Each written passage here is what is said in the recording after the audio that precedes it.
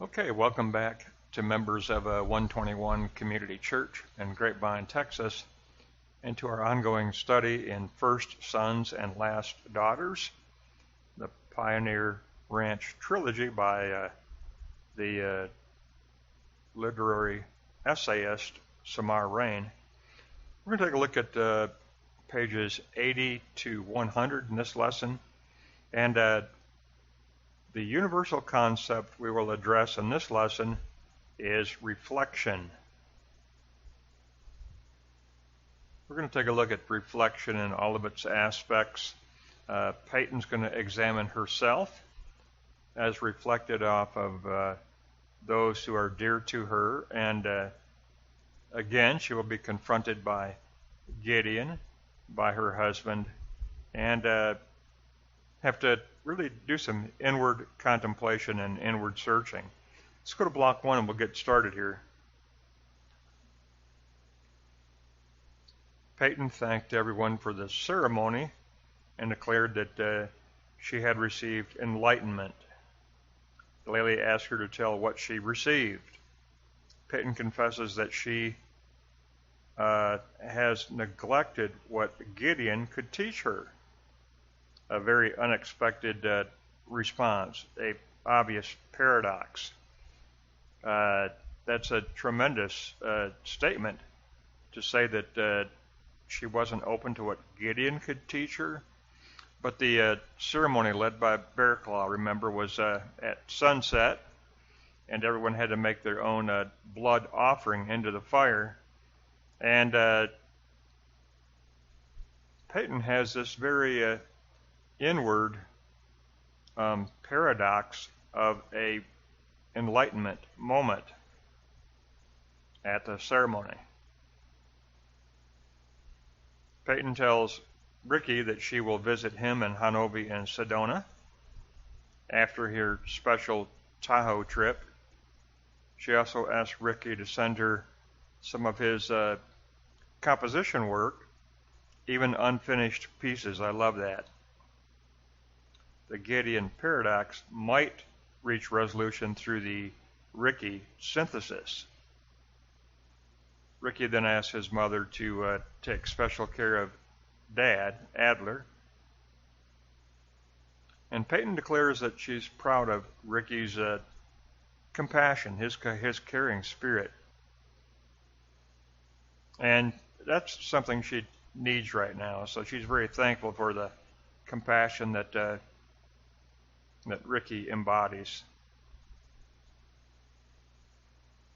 Peyton declares to herself that she needs a spiritual reboot, a resurrection of her old self. She would like to resurrect her old self that had a much more balanced spiritual existence. So she gets on the horse that she took to the ceremony. She rides to the stables to unsaddle the horse, and she finds that Gideon is at the stables, and he has mounted Bryce's competition horse, Big Red, and stabbed a syringe into the horse that causes it to buck and throw Gideon off the horse, but his foot remains caught in the stirrup. Then Big Red darts off at full speed, dragging Gideon through the terrain. Peyton, who had already unsaddled her horse, mounts her horse bareback, chases down Big Red full speed. So obviously we're not looking at resolution here. Instead of resolution, Peyton is confronted with the destructive behavior of Gideon. Adler rushes to the stables. He saw everything from a distance. Peyton and Adler remain pretty tense toward each other. And Gideon confesses to injecting Big Red with Fluvac. So he actually did inject Bryce's horse, not his horse, her competition horse, with a syringe of Fluvac. we transition from ceremony to chaos. Disruption still rules on the ranch.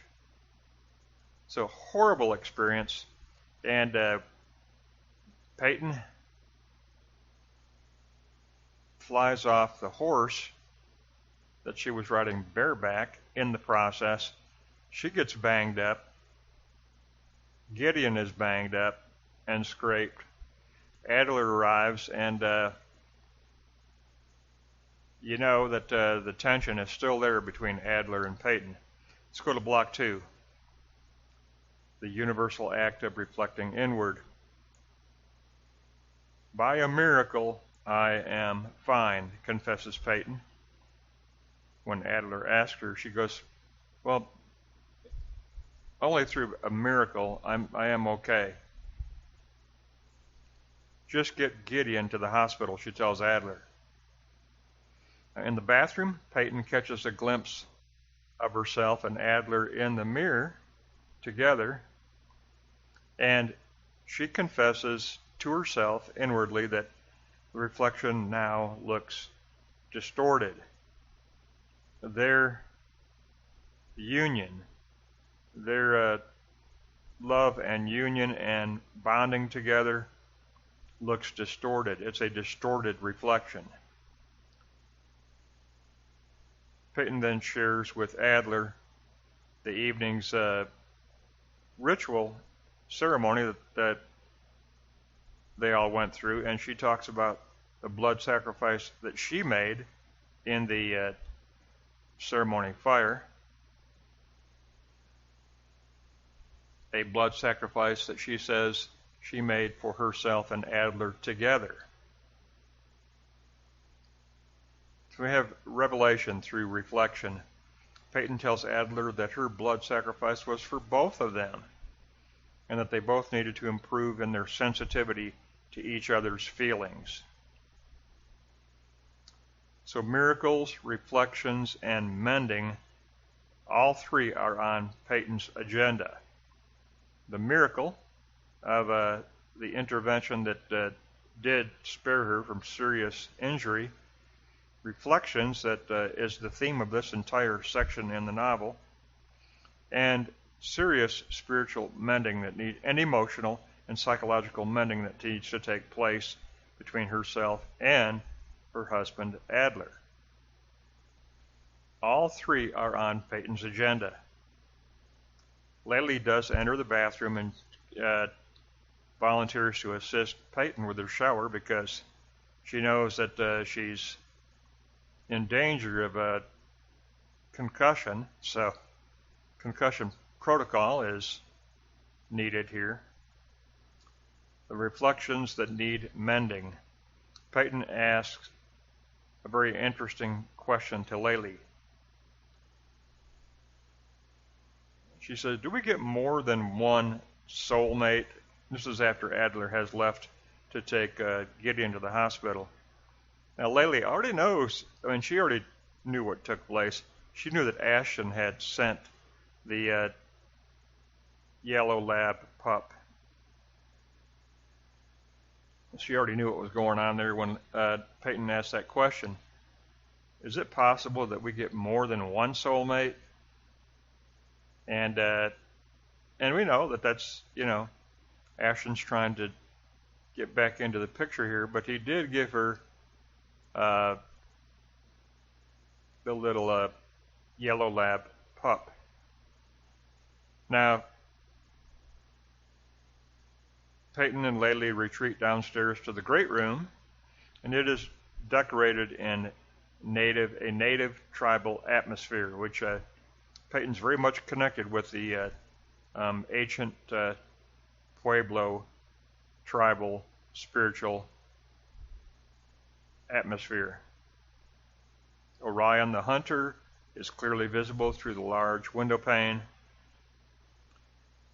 Laylee offers the statement that perhaps Gideon suffers from middle child syndrome. Peyton confesses that her and Adler both need to bend a little bit toward each other, to allow a little bending here. Coda enters, and remember, this is the younger brother to Laylee that was really pretty much adopted as family by Peyton as well. He enters and offers the much-awaited news on the condition of the horses. He's the veterinarian, and after all, the horses are family too. And Coda then confesses the desire that he has to start his own veterinary practice. He's kind of been working for someone else. He's done his internship, and he's ready to start his own veterinary practice. And he confesses this to Peyton. So, not really a surprise to Peyton, but she's glad to hear that the two horses will be okay. They have been tended to by Coda, and he gave a favorable report that after sleeping overnight, that in 24 hours they should be okay, including Big Red, the competition horse for Bryce. So good news reported there from Coda. Let's go to block 3. Now we look at old relationships and new boundaries. He's always been like a brother. Peyton can tell that Coda wants to open his clinic on Pioneer Ranch by leasing 2 old buildings from Peyton and renovating them. Peyton responds by reminding him that he is like her own family. And she confesses, I want you to succeed in this venture. The buildings are yours, free of charge, for as long as you want them. He protests this and says, no, that's too generous. And then Peyton counters and says, no, your business will bring traffic to the ranch, and I'm going to be building a gallery and museum, and you will bring additional traffic to the gallery and the museum. So she tries to let him know that, no, this is going to be beneficial to the ranch as a whole. So for Peyton, this is all about true family relationships, genuine family relationships, something she wished could be instilled in Gideon, but which is lacking entirely from Gideon. So resurrecting a sleeping part of the ranch, Peyton tells Coda that this will be an energizing venture for Pioneer Ranch, and that he can also take over the veterinary care of all of her livestock on the ranch. She's currently farming that out to another clinic. And she also asks that maybe you could tutor Bryce, because she's going to go into veterinary science in college. So maybe you could also do some tutoring of Bryce. And so Peyton says, this is a win-win situation. And she said, I look forward to it, and I want you to succeed. Okay, here we go. Adler and Gideon return from the hospital. And of course, tension immediately arises. Peyton says to Adler that they need to establish new boundaries for Gideon unless he voluntarily goes on medication that had been prescribed. Adler gets defensive, and of course, more tension erupts. Peyton tells Adler that she is turning over Gideon to him and his behavior to Adler. She goes, I'm tired of taking all the guilt for not giving Adler, in your view, what I'm supposed to give him, so I'm turning him over to you. I'm stepping back. And you can take control of Gideon's behavior, Gideon's conduct. Then Peyton declares something extremely tragic. And that's how we close out this lesson. You want me to melt away in the background, so I will. Horrible, tragic statement. We end with a Shakespearean tragedy in these 20 pages. And this takes me back to volume 1 of the painting by Harlow, where she was laying on the couch and Sorensen was standing in the library. She was lying down on the couch, and she's looking very lost, very depressed, almost invisible in the painting. And Sorensen seems very detached from any awareness of her depression, of her condition, of her introspection and her inward reflection. See what I mean about this theme of reflection in these 20 pages. And I go directly, I really did. I went directly to that memory. I don't have the greatest memory, but I remembered that painting from volume 1, and I said, wow, this is exactly almost a repeat of what Harlow was experiencing with Sorensen. So this is directly related to the memory that Peyton carries of her parents, and a very tragic memory of her parents, but it was encapsulated in that framed canvas.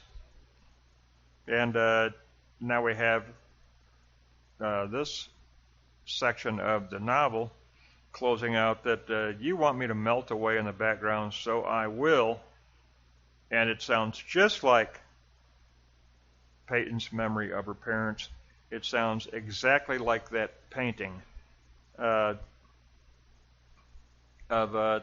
Harlow laying down on the couch, looking almost invisible, and Sorensen totally detached from his wife, from her condition, from her depression.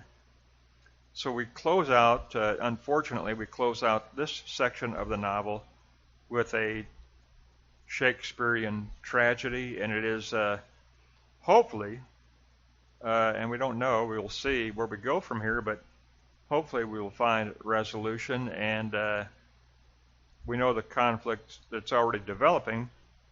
Here's Peyton obviously saying things to Laylee like, maybe Ashton is my second soulmate. Maybe we get more than one soulmate. So there's a lot of tension going on. There's a definite Shakespearean tragic atmosphere to this section of the novel. And that's going to give us